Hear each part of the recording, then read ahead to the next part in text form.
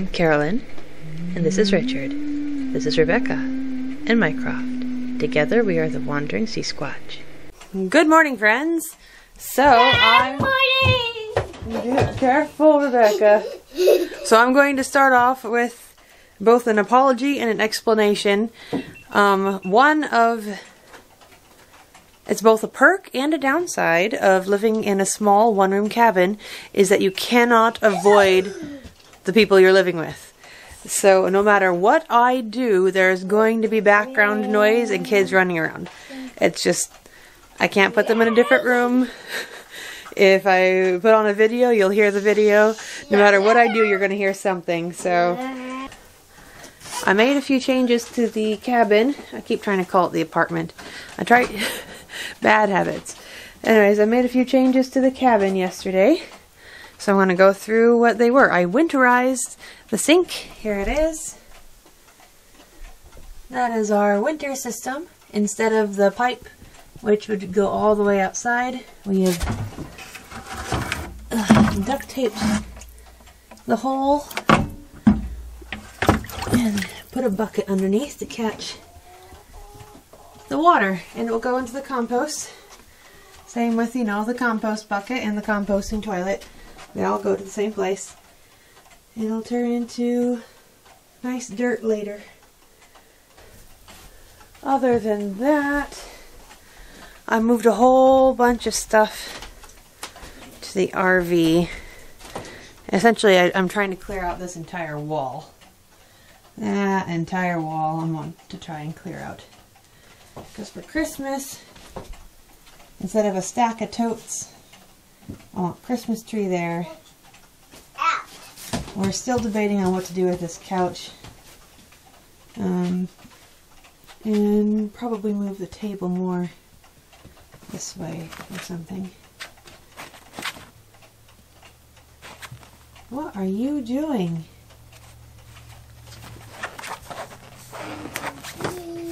Oh, and I'm making stockings. I'm done with my own.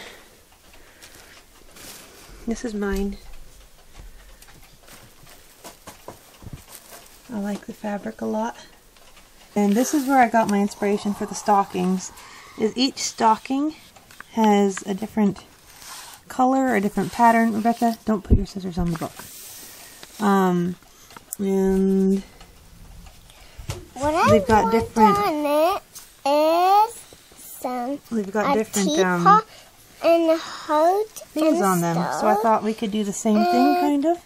So I'm planning on doing that with these, turning them into stockings, and then we can sew little things on that we either like or represent the year, and that way we'll have pretty cool stockings after, I don't know, 20 years. So other than that, we're going to have a spaceship Christmas. None of this is going to be covered by the time Christmas rolls around. We just don't currently have a budget for it. We've got other things we need to do.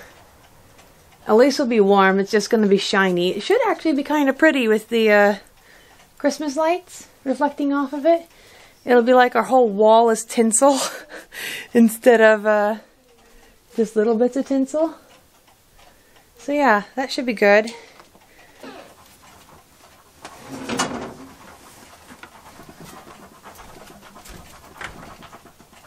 No, Mama, this was not good. Let's use the fluffy thing. Okay, you use whatever makes you feel like you're drawing a good picture. I just have an easier time on something hard than I do on something soft. What are you barking at? I don't see anything. The squirrels again?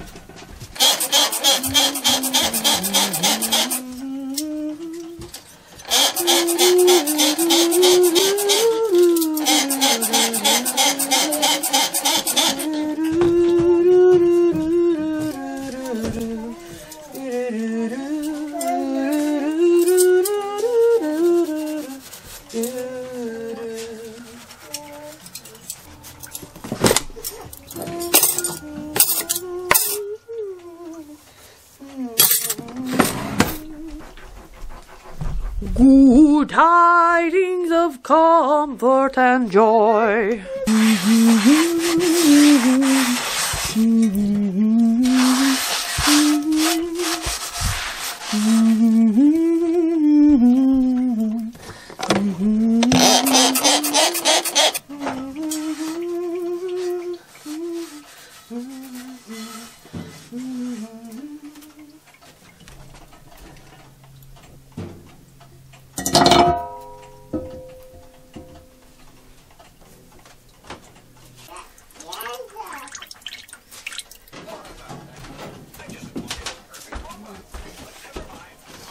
Alright, so I'm gonna make some bread, and I'm gonna show you guys my favorite bread recipe. I do not remember where I got it from, but it's so easy.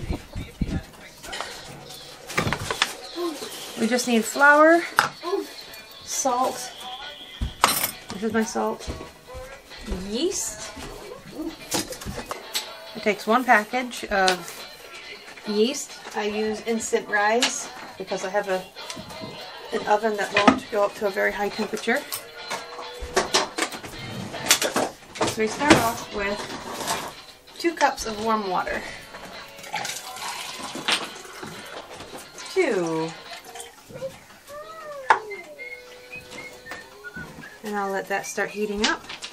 In the meantime, we need about 2 tablespoons roughly of maple syrup or honey or sugar. This one calls for maple syrup.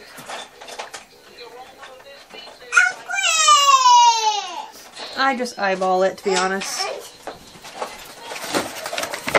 I need 4 cups of flour.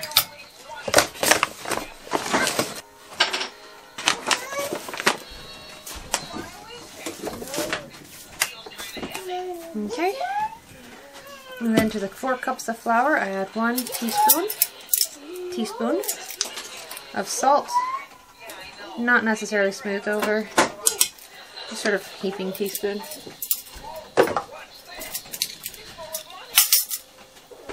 Check the temperature. That's actually a little bit too hot already. Instead of actually stirring it, I just pour it in circles to help mix the maple syrup in. Oh, really? So I'm going to stir the salt into the flour.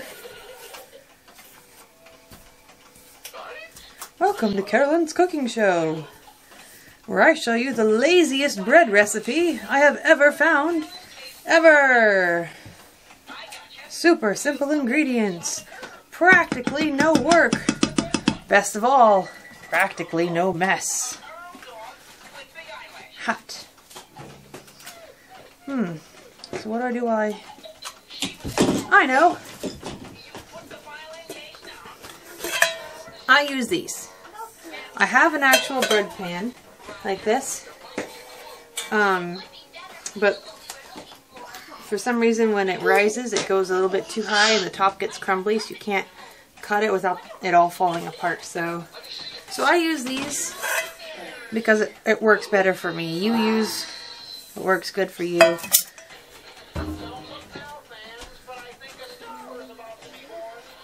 So lightly oil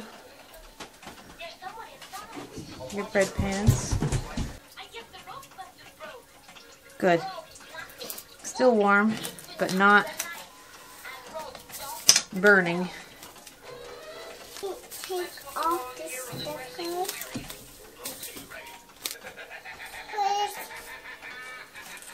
Okay. Make a nice divot there. Pour in your maple syrup water. I find it doesn't hurt to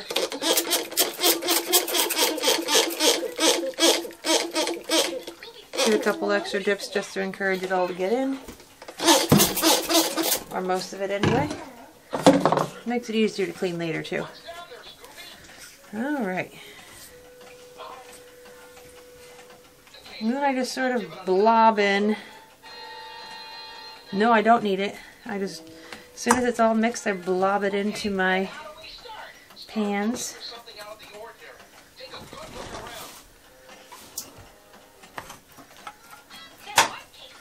Try to make it as equal as I can.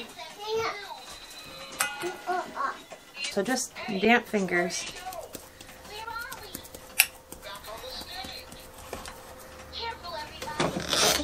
Anytime it starts to stick to you, just keep getting your fingers damp.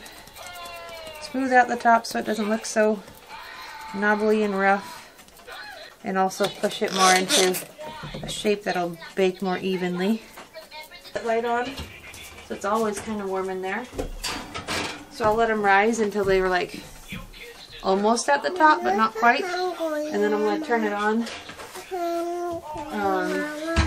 Again, mine only goes to 250. And I literally just wing it with the time. I think the official time was supposed to be 45 minutes at 375. That's the only thing I'll check the recipe for. Sorry, yeah. Rise 20 minutes, bake 40. Anyways, so I'll let them rise a little bit, then I'll bake them.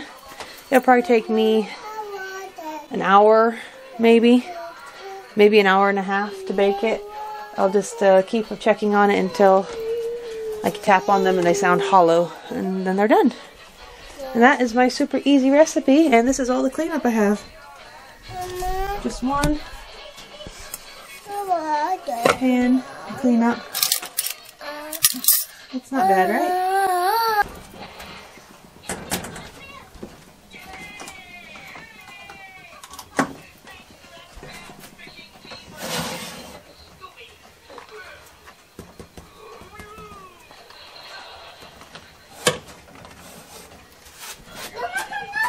It just came out there, as you can hear. Sound pretty hollow, look pretty good. There's our 2 loaves of bread for maybe the next day and a half.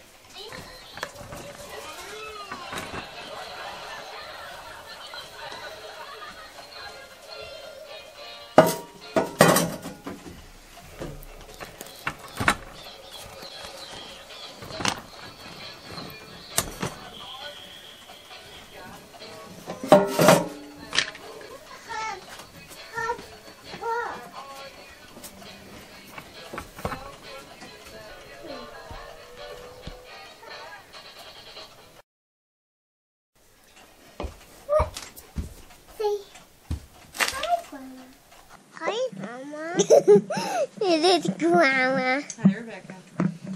Say hi, Grandma. Hi, Grandma. Alright. So, part of what I wanted. That is a bad habit I need to get over, and I'm going to get over it, and I will edit that out as I start everything by going, so, or anyway.